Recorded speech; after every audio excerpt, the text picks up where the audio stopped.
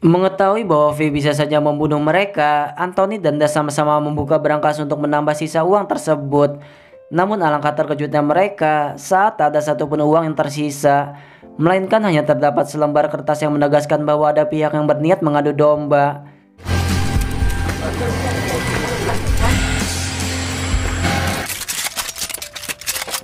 Dengan sangat sembrono, Das menyangka bahwa pencurian dilakukan oleh Anthony dan gengnya. Namun Anthony lebih cerdas dalam menyimpulkan bahwa perbuatan ini dilakukan Hong karena kertas tersebut bertuliskan bahasa Cina. Huh?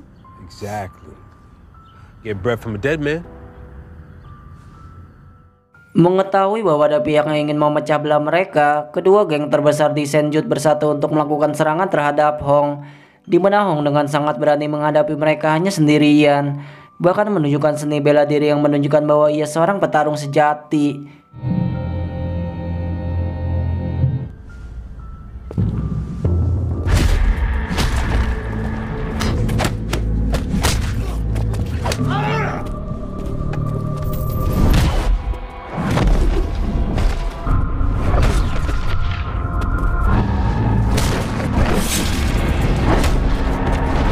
Hingga setelah satu persatu berhasil dikalahkan, polisi muncul untuk menghentikan keributan sekaligus menangkapnya.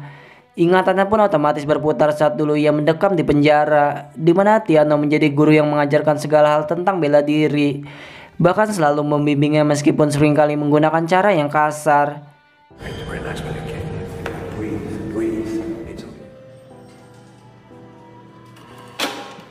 Setelah kembali masuk dalam penjara, Hong diizinkan langsung untuk menemui V, di mana ia berdalih bahwa penangkapan ini sebagai bentuk perlindungan dan berujung menanyakan di mana keberadaan uang yang telah ia curi. Maka dengan terang-terangan Hong memberitahu pasti letak lokasi uang tersebut, hingga V pun merekrut Hong menjadi orang kepercayaannya dan akan bekerjasama dengan pria bernama Beach. Usai dibebaskan tanpa syarat, Hong menjalani kehidupan dengan latihan untuk mengasah kemampuan bela diri dan memuluskan seluruh rencananya. Hingga Rosanna pun datang dan mengingatkan sebagai seorang teman bahwa Hong harus berhati-hati dengan siapapun yang pernah ia lukai, bahkan meskipun orang yang ia percaya. Just be careful who you hurt. Sementara itu, dua anggota gangster yang bernama Beach dan Tony tiba-tiba dikejutkan dengan kemunculan seorang berpakaian ninja. Teror itu pun membuat Tony hendak melawannya, namun ia berujung dihajar tanpa ampun hingga Beach memohon untuk dibebaskan.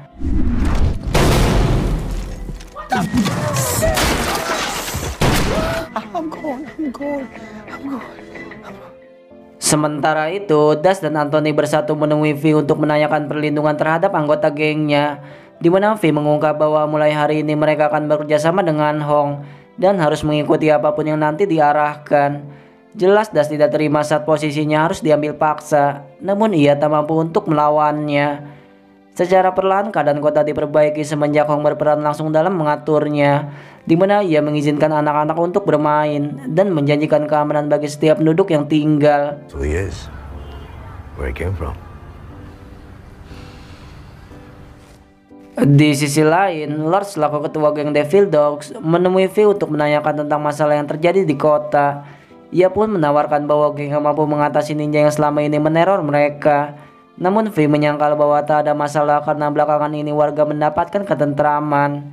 Sementara itu, Rosanna menemui Hong untuk membawakan beberapa bunga sebagai ucapan terima kasih dari para tetangganya. Hingga tiba-tiba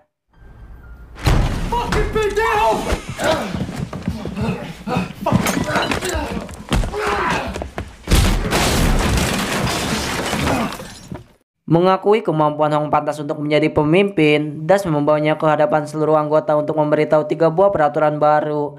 Di antaranya dilarang membahayakan warga sipil, mengganggu anak-anak yang tidak bersalah, dan semua dari mereka tidak diperbolehkan untuk menggunakan senjata. Maka meskipun sulit diterima karena senjata telah menjadi bagian dari mereka, Das berhasil membuat anggotanya setuju dengan peraturan tersebut. Sementara itu, V memanggil Hong untuk melakukan pertemuan dengan 2 orang kepercayaannya, yakni Sersan Howie dan Philman. Pada intinya, Howie berkata bahwa Hong terlalu berlebihan jika melucuti senjata mereka, karena hal itu berpengaruh dengan bisnis ilegal yang mereka lakukan. Namun keputusan itu diambil karena ingin memastikan keamanan dan ketentraman seluruh warga. What, St. Jude feels safe now?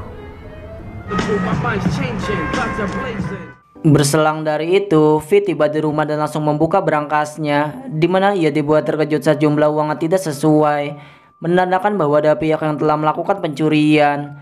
Seketika Howie dan Philman menjadi orang pertama yang ia hubungi, namun secara kebetulan keduanya tak ada yang menjawab, hingga panggilan terakhir pun tertuju pada Hong.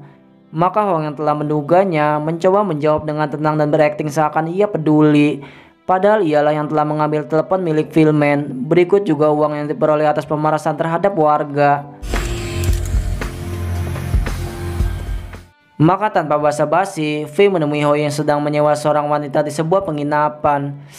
Bulat banget, ia pun langsung menghajarnya berkali-kali untuk menjawab keberadaan Philman dan uang yang telah menghilang. Howie yang memang tidak tahu menahu bersikeras menjawab bahwa bukan ia yang melakukan pencurian. Maka ancaman itu pun berhenti saat V mendapat panggilan telepon dan mengetahui fakta bahwa ia lebih dulu ditipu oleh orang yang ia percaya. Clean up your makeup, fat boy. We got work to do. Keesokan harinya, Howie menjemput Hong untuk pergi ke suatu tempat pertemuan dengan V, di mana saat mereka sampai di lokasi, tiba-tiba saja saat tersadar, Hong ditangkap oleh para antek-antek V yang kebanyakan dari pihak kepolisian, di mana mereka juga membawa Beach ikut serta dan melakukan penembakan tepat di depan matanya. Belum cukup dari itu, V memerintahkan seseorang untuk menghajarnya habis-habisan, hingga beberapa bagian di tubuhnya retak dan hampir mati rasa.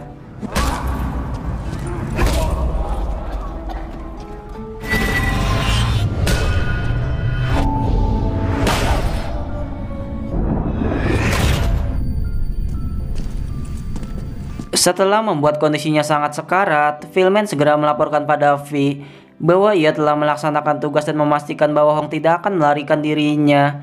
Namun ia yang belum puas jika tidak melihat kematian Hong secara langsung, segera mendatangi lokasi untuk menancapkan peluru sebagai menutup aksi balas dendam. Kemudian peti itu pun dibuka agar mereka bisa merayakan kematiannya bersama-sama, di mana lagi-lagi mereka seakan dipecundangi saat melihat jasad itu bukanlah Hong seperti yang telah mereka duga. Itu menandakan bahwa Hong bukanlah sembarang orang, karena mampu lolos meskipun berada dalam situasi yang sangat mengancam nyawa.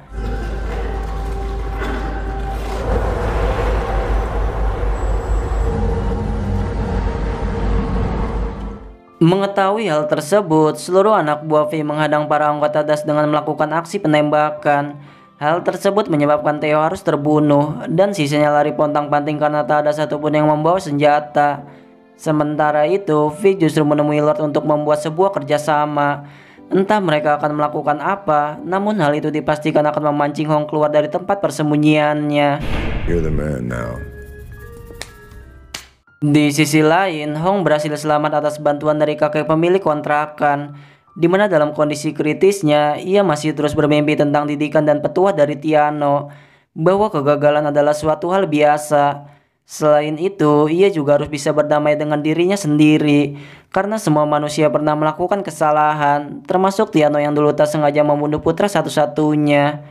Dari situlah terungkap bahwa rencana Hong ke Senjus adalah permintaan dari Tiano, bahwa ia ingin membawa kota kembali bangkit dari kegelapan. You have the dragon eyes. You must go there. Singkat waktu setelah dirawat cukup intens, kondisi Hong semakin hari semakin membaik.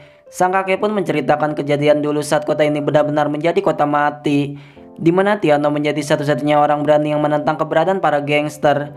Hingga semenjak kepergiannya, Senjut kehilangan orang paling disegani dan menyebabkan kejahatan merajalela. Maka untuk menepati janjinya pada Tiano, ia bertekad akan meneruskan perjuangannya dengan terus berlatih dan mengasah kemampuan bela dirinya.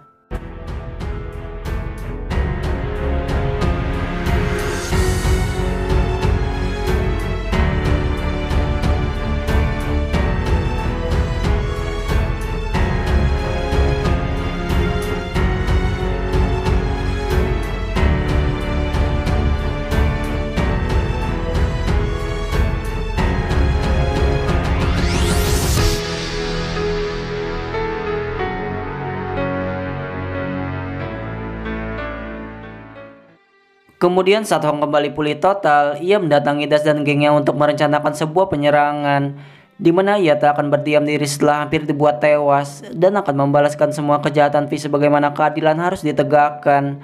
Maka rencana itu pun dimulai dengan memberikan ancaman pada Philman untuk cepat menghubungi V bahwa ia ingin mengatur pertemuan pada saat ini juga. Yeah, Mr. V? Sebutlah Hong nekat dan memiliki nyali tinggi karena mendatangi markas V tanpa membawa pasukannya, di mana ketika para anggota geng muncul, tanpa rasa takut ia membantai satu persatu dengan trik bela diri yang kejam dan sangat mematikan.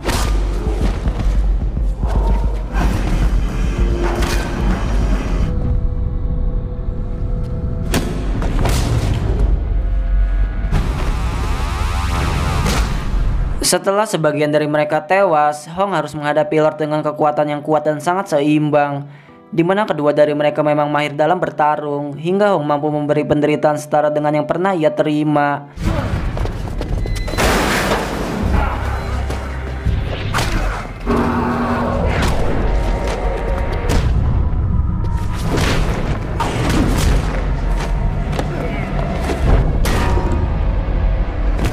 Tak selesai begitu saja, V muncul dengan sisa anak buahnya dan membawa Rosanna dalam todongan senjata, di mana hal itu membuat Hong juga mengerahkan pasukannya dan berjanji akan mengembalikan uang yang pernah dicuri jika Rosanna memang dibebaskan.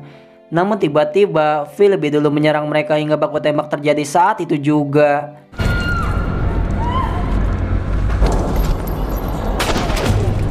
Melihat bahwa kakek yang sangat dihormatinya tewas, Hong berniat membunuh V dengan menodongkan pistolnya.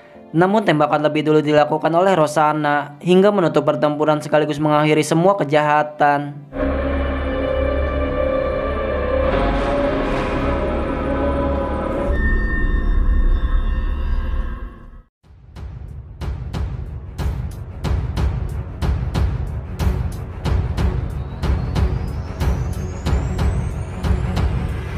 Dari film ini kita belajar bahwa bela diri bukan semata-mata untuk terlihat hebat, terlihat keren, dan pamer sama pacar, tapi digunakan untuk kebaikan dalam membela orang dan membuat keamanan bagi seluruh masyarakat.